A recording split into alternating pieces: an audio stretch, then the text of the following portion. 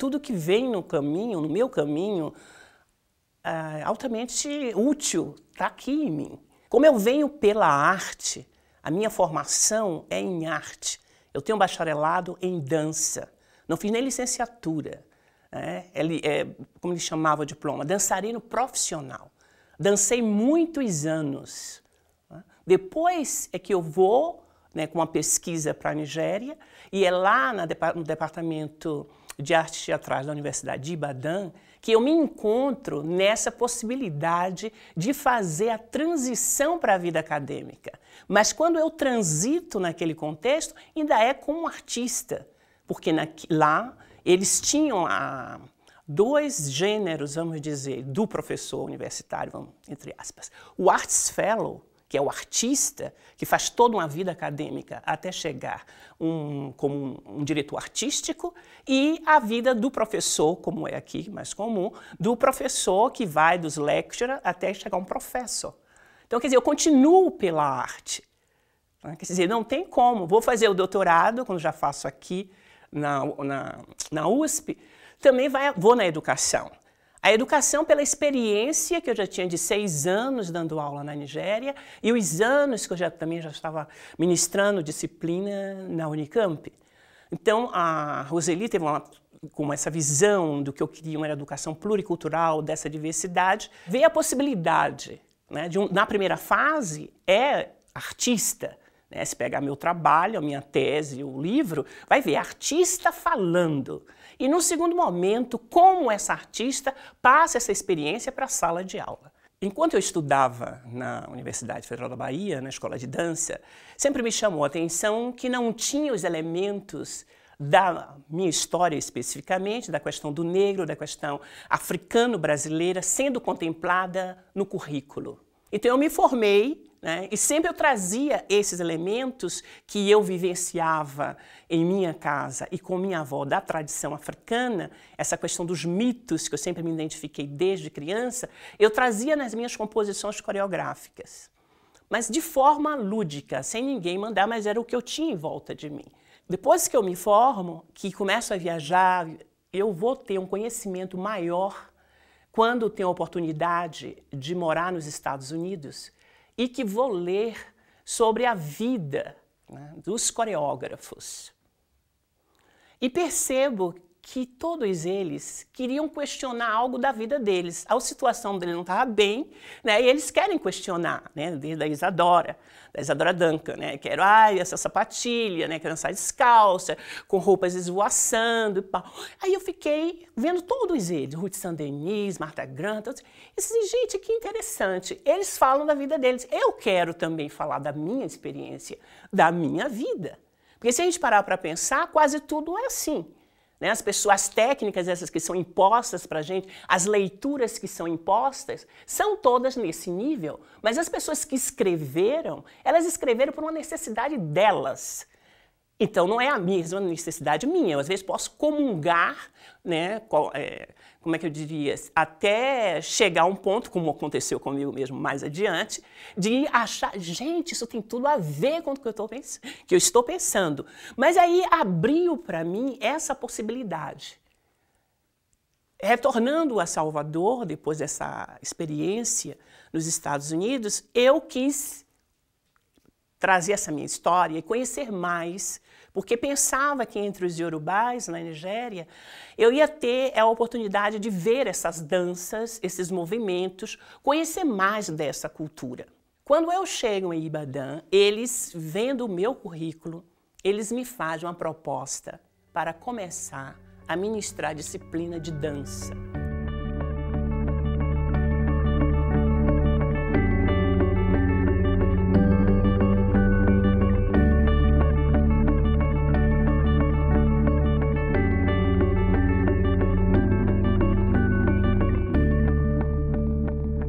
A oportunidade essa de dar aulas, aí é que eu vou dizer que eu vou pegar realmente um conhecimento de um estudioso, que eu comecei a estudar, ir para a biblioteca estudando, e foi quando eu entrei em contato com o Rudolf Laban.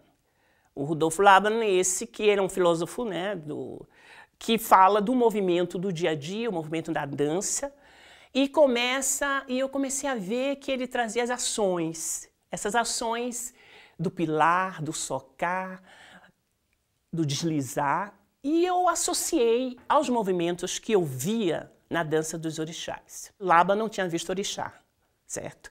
E o que ele me deu ali?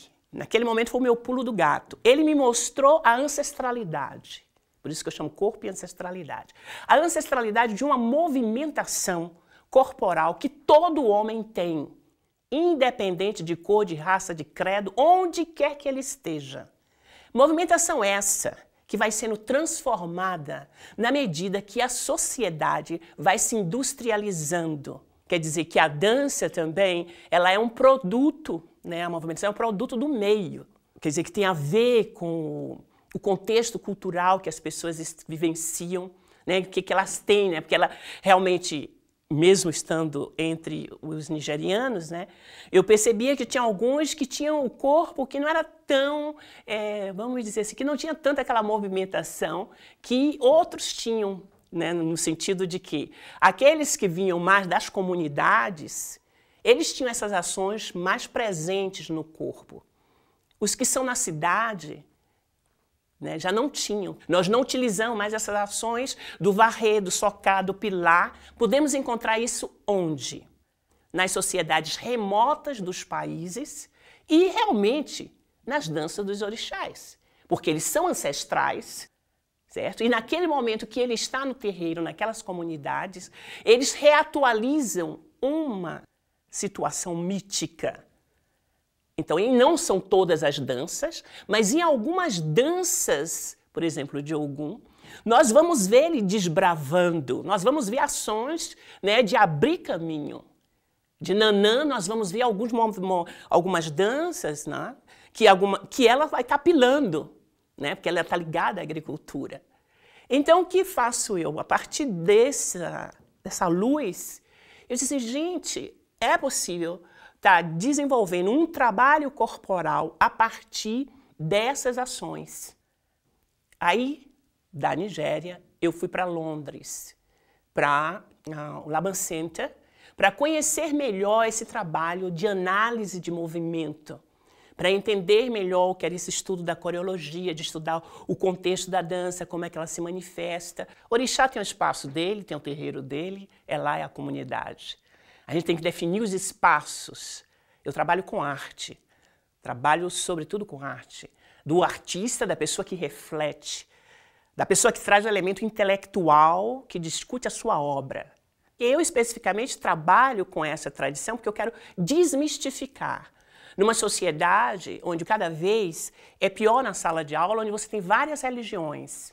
E essa cultura, ela só existe, a questão africana dessas danças, por causa da religião.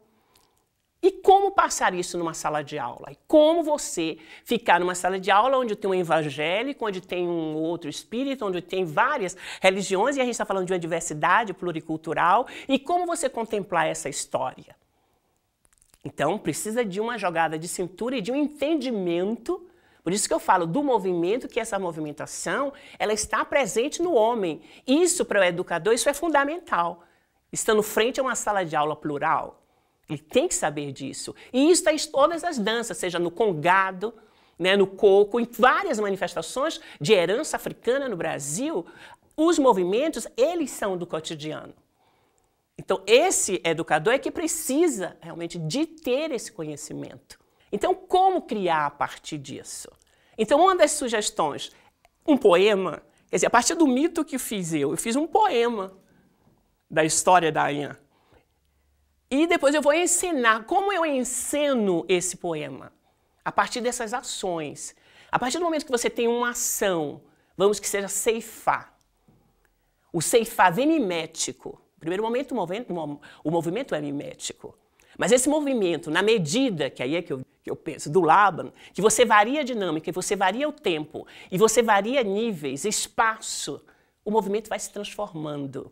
E você pega essa mesma matriz e coloca em outras partes do corpo. Você vai experimentando esse ceifar. Ceifa com os ombros, ceifa com as pernas, e mais rápido, e mais lento. E depois as associações com o educando. Quer dizer, você está associando isso com o quê? Quando você ceifa, o que foi que veio na sua mente? Que lembrança? Então, é um trabalho altamente criativo. Então, em uma primeira fase, esses movimentos são miméticos. É o que eu chamo de exercícios técnicos, que seria preparar este corpo para que ele possa ceifar, para que ele possa varrer, para que ele possa esfregar. E é essa movimentação que aos poucos vai se transformando e vai se diluindo em outras situações. Mas o que é importante? É importante porque esse movimento tem intenção. O movimento tem intenção. Por isso que, inclusive tem a Valerie Preston, essa estudiosa também do Laban, ela dizia sempre assim, que o movimento, quando ele vem nesse sentido mimético, é um movimento que realmente possibilita a questão da intenção do movimento.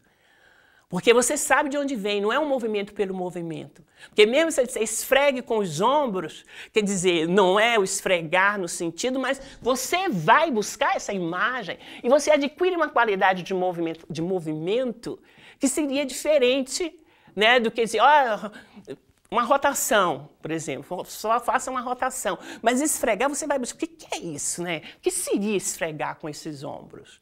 Então, esse movimento não é a cópia. Então, o que permite essa releitura, outros estão chamando agora de tradução?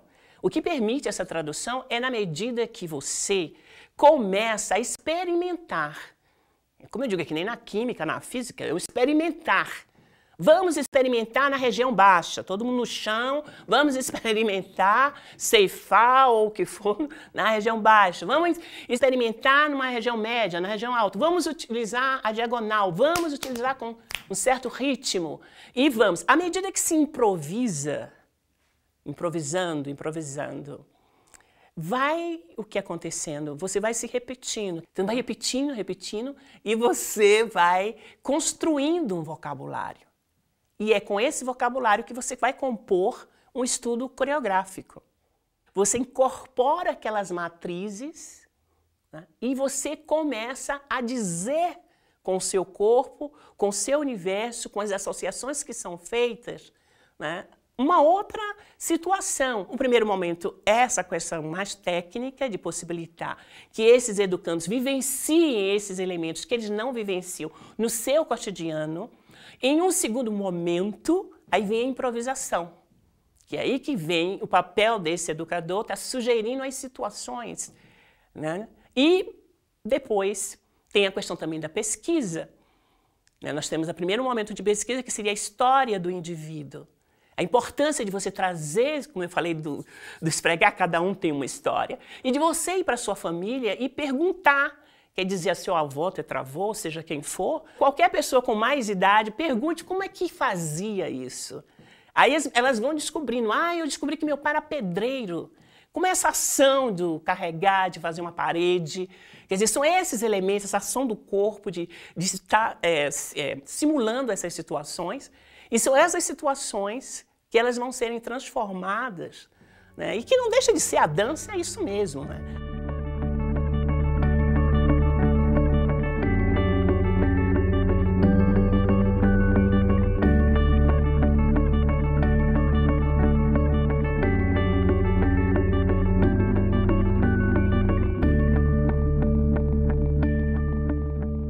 Esse é o trabalho que requer do educador, é uma criatividade, vivência, sensibilidade. Certo? São qualidades inerentes para desenvolver um trabalho como esse. Porque não está pronto, não está ali, não está na estante, não tem uma receita de bolo pronta.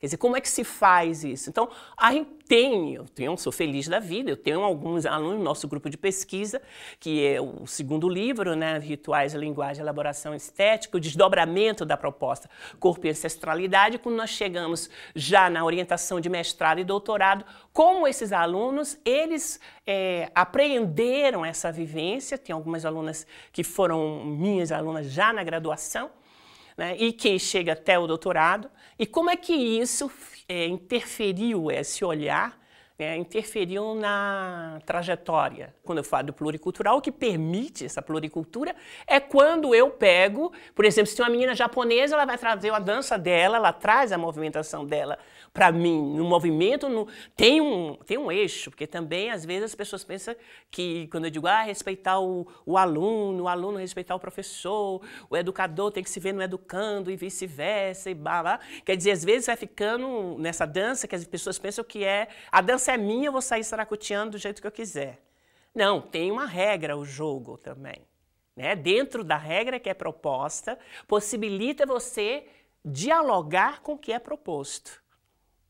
Então, nesse sentido, por isso que eu falo que quando eu peço a história da pessoa, por exemplo, teve uma menina que trabalhou a dança de Okinawa, ela vinha dessa ilha, né, os ancestrais dela, então ela trouxe e foi realmente dentro da sala de aula, nós, o que podia também estar aprendendo esses movimentos, né, também trocando. E às vezes algumas conseguem estar, como é que se diz, somando a sua própria experiência com o que é proposto por algumas integrantes do próprio grupo.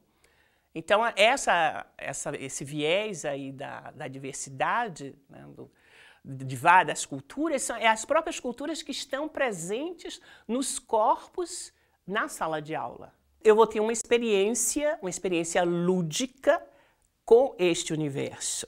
Os mitos são como as operetas, né? Você pode fazer, né, tem uma história, você vê isso que eu falei, a mulher errante, ela saía, não sabia o que fazer da vida dela, carregando aquele pedaço de madeira, na cidade onde ela vivia não tinha música, não tinha tambor, e o povo ficava todo mundo desolado.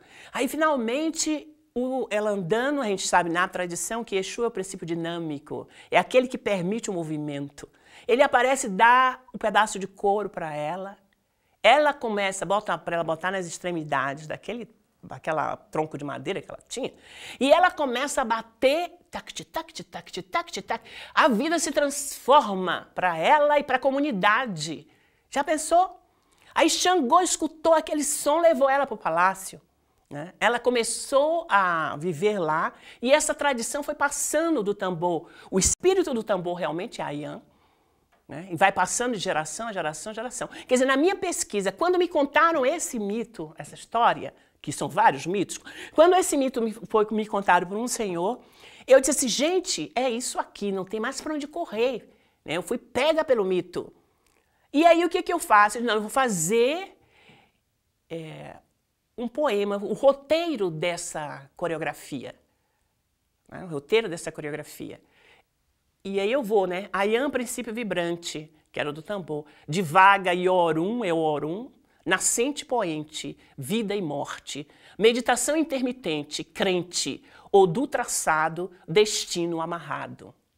Entranhas emaranhas. Degusta fazeres e lazeres. Atenta orixirixi. Expelindo desejos latentes. Emerge a dinâmica, Exu interage, intercede, Ayan expande pele espessa, repercute, curtida, nutrida, batida. Ayan impetuosa, intensa.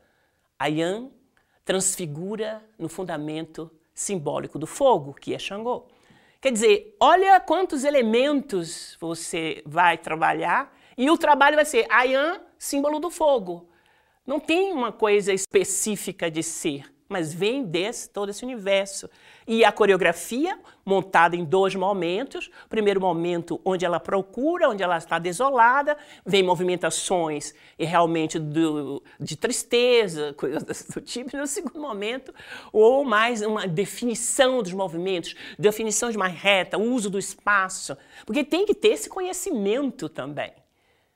Isso é importante, tem que ter o conhecimento técnico, né, de fazer uma obra de arte. Que estética é essa? Nós se questiona bastante hoje em dia. Né? Estética negra, estética amarela, estética branca, tem todas essas questões dessa estética. Então eu sempre estou articulando universos, eu sempre me digo até que sou articuladora de universos.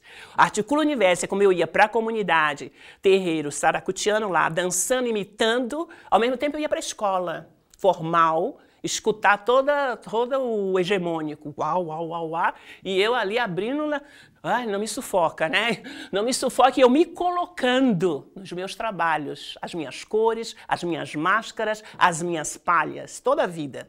Né? E vou vindo, vou indo, até hoje é assim.